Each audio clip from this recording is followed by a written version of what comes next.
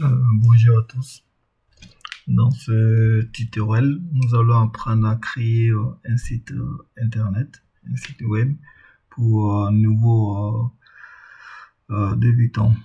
Donc pour ce tutoriel ou les modules qui vont succéder dans ce tutoriel, l'objectif global ce sera de créer du coup son propre site internet en partant de zéro. Donc à la fin de ces différents modules de tutoriel, on sera capable d'utiliser du code HTML, de structurer une page en HTML, de pouvoir utiliser aussi du CSS pour tout ce qui est mise en forme et tout pour le site. Après aussi tout ce qui est intégration de formulaires et tout, etc. Et d'autres éléments graphiques de l'HTML qu'on verra. Donc, qu'est-ce qu'il faut? Tout d'abord, pas de connaissances requises en programmation. Donc, même si vous ne savez pas utiliser du code, si vous n'avez jamais fait du codage, etc., c'est pas un problème. Justement, l'objectif de ce module, c'est de faire son premier pas en programmation en commençant par la programmation web qui reste assez accessible et très intéressant et on peut faire plein de choses avec. Voilà, vous allez voir, c'est très intéressant. Mais en termes d'outils de travail, on aura besoin de deux choses. Tout d'abord, un éditeur de test et après et un navigateur. Dans l'éditeur de test, en fait, c'est le logiciel qui va nous permettre d'écrire le code. Et après, ce code sera compilé et affiché par le navigateur. Donc tout d'abord, voyons pour les éditeurs de tests. Moi, je vous ai mis deux. Le premier Visual Studio Code et le second Sublime Test. Donc c'est des éditeurs de tests, il y en a plein d'autres. Mais je vous conseille les deux là. Et surtout, moi, je vais travailler avec le premier, c'est-à-dire Visual Studio Code, qui est assez intéressant et tout. Voilà. J'ai déjà travaillé avec Sublime Test. Mais je travaille actuellement avec Visual Studio qui me va bien, qui est beaucoup plus intéressant pour moi. Voilà. Donc je vous ai mis aussi les liens pour pour télécharger. Ces logiciels-là sont totalement gratuits. Donc vous pouvez les télécharger sans problème. Donc du coup je vous montre justement. Je vous montre justement ça. Voilà. Je ferme ça. Ok. Donc pour Visual Studio, donc vous arrivez sur cette page, vous avez la possibilité de télécharger en fonction de vos environnements de travail, soit Windows, soit Ubuntu, Linux, et voilà, ou Mac. Voilà. Vous allez télécharger, c'est pas aussi lourd, donc ça vous permettra de travailler plus facilement. Donc, je pourrais vous afficher Sublime Test, mais aussi qui est là, en fait, vous pouvez télécharger. En fait, quand vous arrivez sur le site internet, vous allez tomber sur cette page là. Donc c'est l'exemple typique même de l'application, du code qui est en train d'être écrit et tout. Donc ne vous en faites pas, on va arriver là, nous on va écrire nos codes et tout, etc. sans souci. Ne vous en faites pas. Donc vous arrivez à cette page là et allez-y dans l'onglet pour le téléchargement. Donc il y a différentes versions qui sont disponibles, vous pouvez voir, etc. Et aussi télécharger en fonction de votre environnement de travail, voilà quoi, et Mac et tout.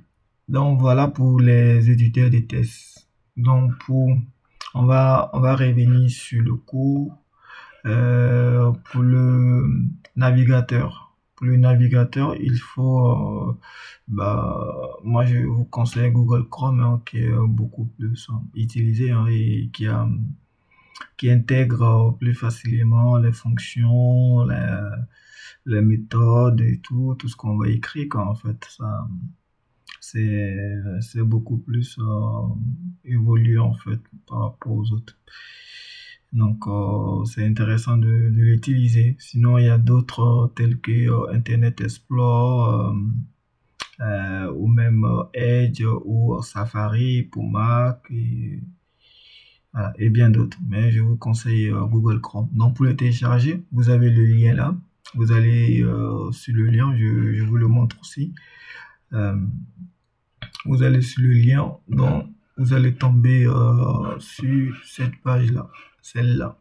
Donc, ça vous permettra de télécharger en fonction, en fait, quand vous allez lancer, il va détecter vos environnements de travail et vous pourrez télécharger plus facilement. Il n'est pas lourd, il est facile à installer aussi.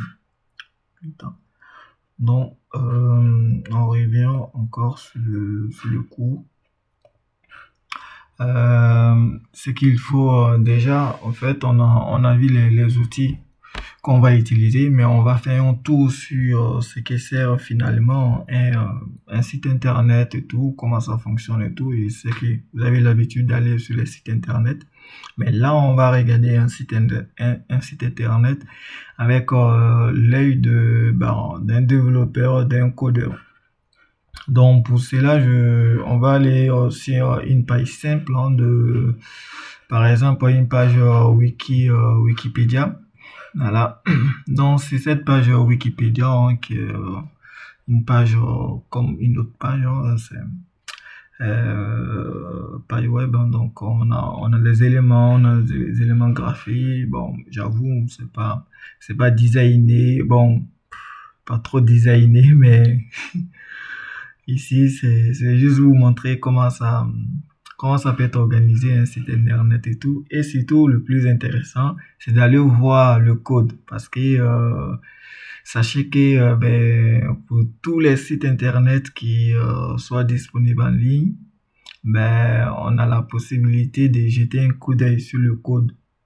Voilà, donc pour cela, vous faites tout simplement sur la page, vous faites clic droit et vous allez dans inspecter.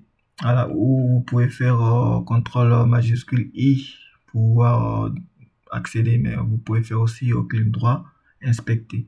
Donc vous cliquez dessus, vous arrivez à cette page-là. Donc vous voyez automatiquement en fait tout le code qu'il y a derrière, en fait, qui a permis d'écrire cette page web là. Donc vous retrouvez ce code là ici.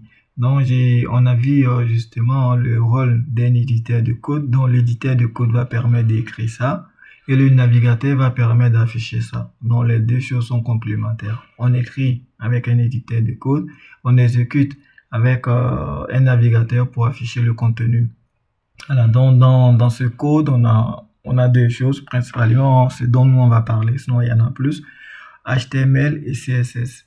Donc on a de HTML là et on a du CSS ici. Donc CSS, c'est tout ce qui est style, etc. pour faire les mises en forme, les couleurs, c'est tout, etc. Et là, c'est pour le contenu et tout, l'organisation, la structuration de la page. Donc voilà, donc n'ayez pas peur de ce code et tout, et voilà quoi, on aura l'occasion de l'écrire nous-mêmes, de comprendre comment ça marche petit à petit, pas à pas, et pour arriver à écrire nos propres sites internet. Et après, plus tard, vous allez faire, j'espère bien, des sites beaucoup plus complexes, etc. Donc voilà un peu. On va revenir sur le cours.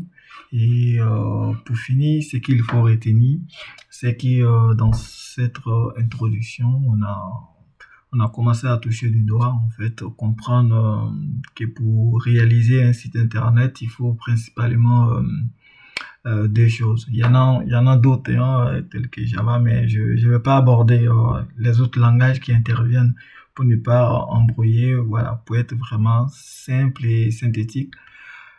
Euh, euh, voilà, on a du HTML, CSS qui nous permet de faire au minima une page web, construire une page web, tout simplement. Et après, avec un éditeur de test, on écrit le code du coup, et avec un navigateur, on arrive à l'afficher.